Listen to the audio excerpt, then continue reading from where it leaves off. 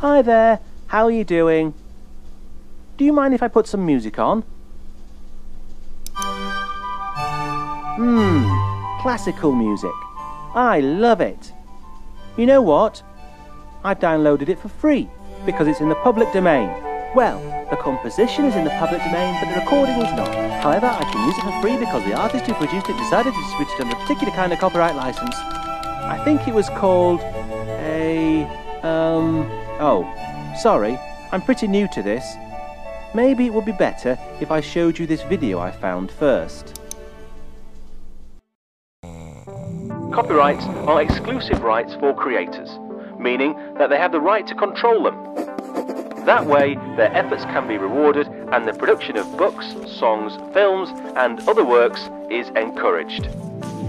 The ultimate goal of copyright is that human knowledge is increased and made accessible to everyone. But it's a trade-off.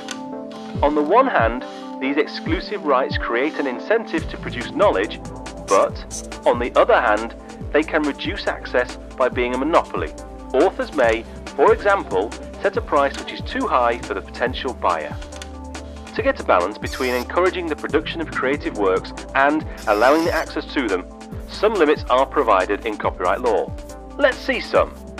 One is called the idea-expression dichotomy, meaning that copyright law protects only the expression of ideas, not the ideas themselves. Another is limited time duration.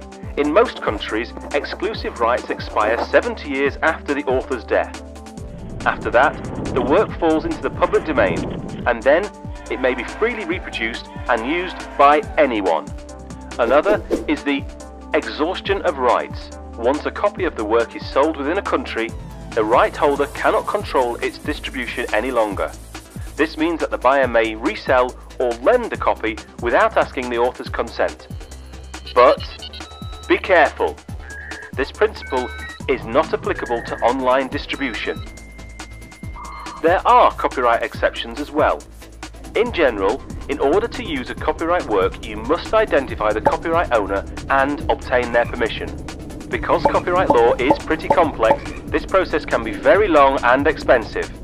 But in some cases and under certain conditions, you can copy or use copyright works without the need to ask for permission.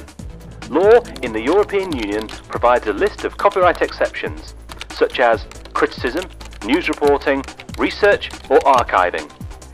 EU member states may implement these exceptions to a greater or lesser degree, but they are not allowed to create new ones.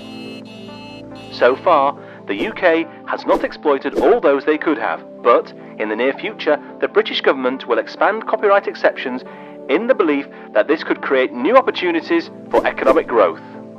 This sounds good because copyright limits are very important. Besides the economic considerations, they are justified by fundamental rights such as privacy, freedom of expression and information, freedom of the arts and sciences, and the right to education. Copyright exceptions, hey? Sounds interesting, doesn't it? If you want to find out more information about them, you better watch the next video.